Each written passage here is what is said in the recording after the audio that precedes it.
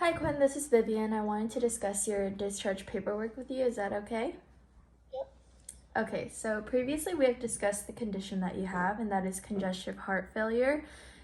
Are you familiar with that? Um, Not really. Okay, so let me explain it a little bit in detail for you.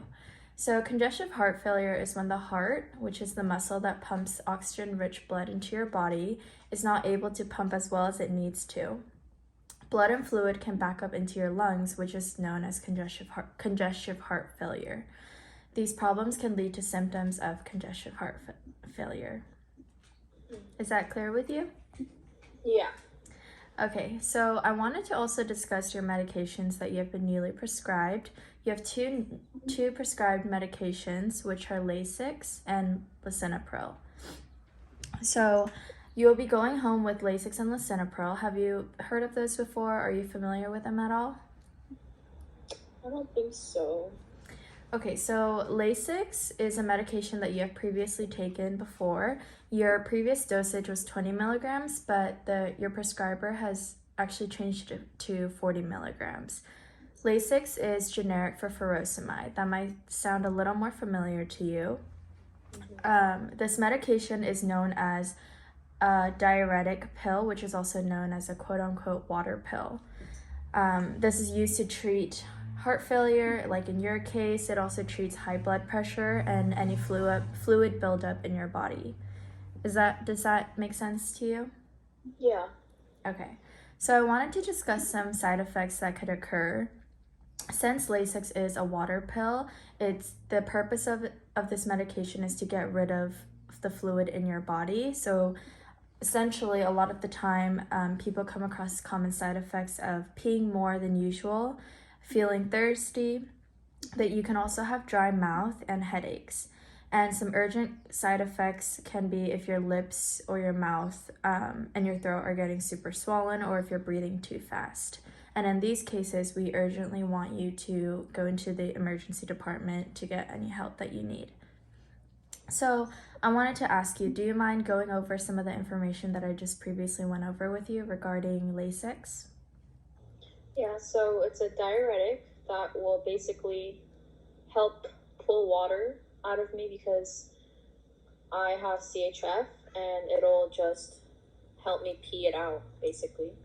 Okay, good. So let's go over your dosage. Since you did get a new dose, I wanted to clearly go over that with you. Previously, you did have 20 milligrams of Lasix that you were taking before, but like I mentioned before, your prescriber has now changed it to 40 milligrams. So you will be taking Lasix 40 milligrams by mouth daily. And with this medication, since it is a water pill, we want to make sure that you're drinking a lot of water so you stay hydrated. And we also recommend that you take this on an empty stomach. Does that make sense? Yeah. Okay, so let's go over your urgent side effects again and your dosage. Do you mind teaching that back to me? Side effects are dehydration. I can get just dry mouth, lips, and what was the other question? My dosage? Yes. Oh, it changed from 20 milligram to 40 milligram orally daily. Yes, exactly. Good. So, do you have any questions for me regarding Lasix? Just one. How can I monitor how I'm doing on this medication and the other ones that I take? Good question. Yeah. So, with Lasix, since it is a water pill, we recommend that in order to keep yourself, I guess, to see how the medication is doing, we recommend that you do take your daily weight to make sure that you aren't super dehydrated or that your body isn't holding on to too much of that fluid. Taking your daily weight can be easiest maybe when taken in the morning on an empty stomach so that you can get an accurate representation of how your daily weight is doing. Was that all regarding your questions for Lasix? Oh, Okay, so we can move on to your next medication, which is lisinopril. Are you familiar with that medication at all? is this new? I think so, yes. Yeah. Okay, so lisinopril is also known as Prenaril or Zestril. Those are the generic names for the medication. And this medication is specifically used to treat high blood pressure and, in your case, heart failure. So some side effects that I wanted to go over with you is that this medication is commonly known to lower blood pressure as a side effect. It can also cause dizziness, headaches, diarrhea, and blurred vision.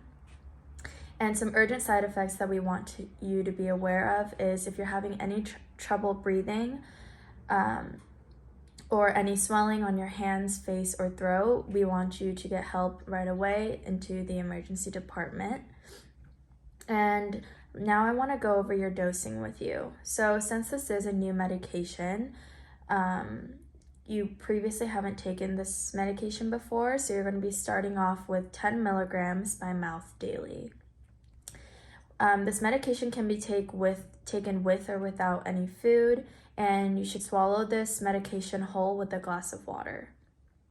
I suggest your first dose should be taken at night because this medication is known to cause dizziness, so it's not recommended that you take it before you start the day.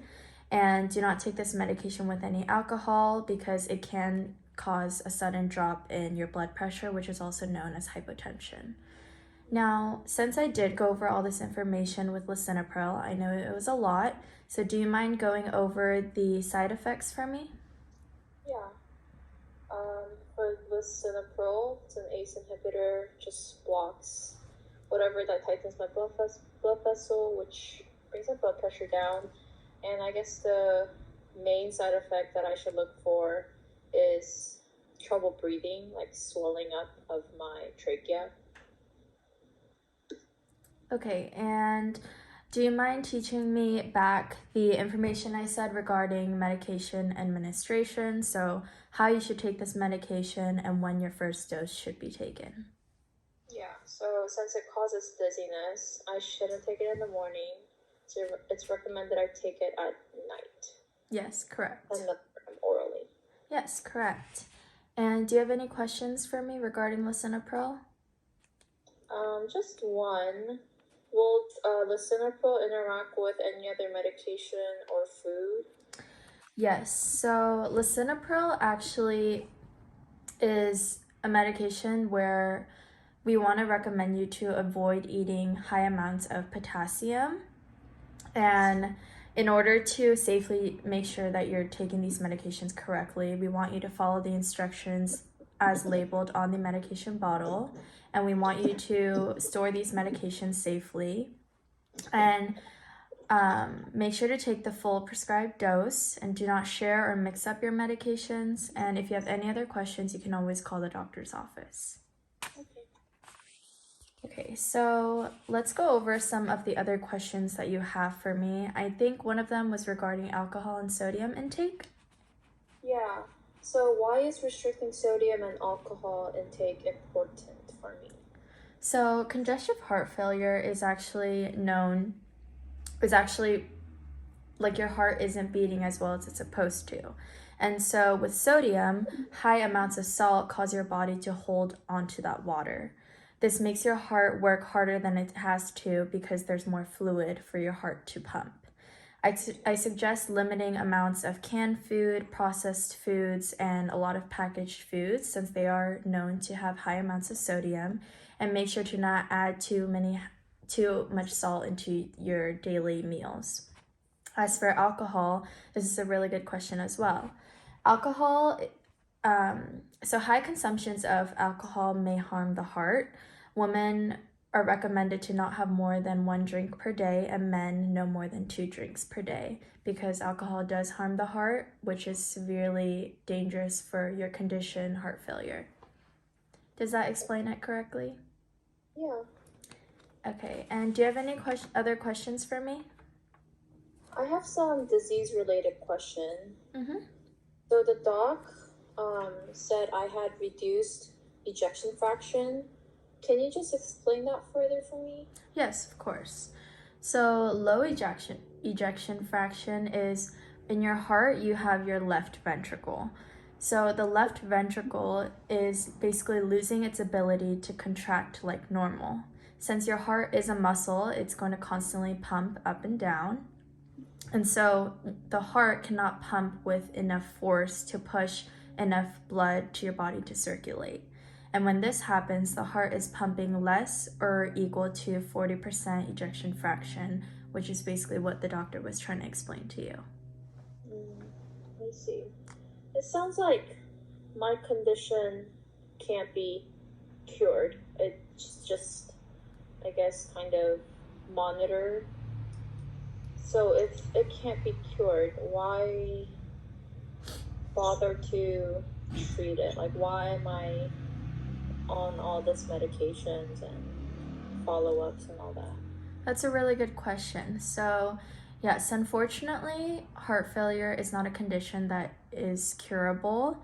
Heart failure is a long term condition that cannot be cured. However, by following treatment plans and taking the correct prescribed medications, we're able to control the symptoms and have them under control, which will better,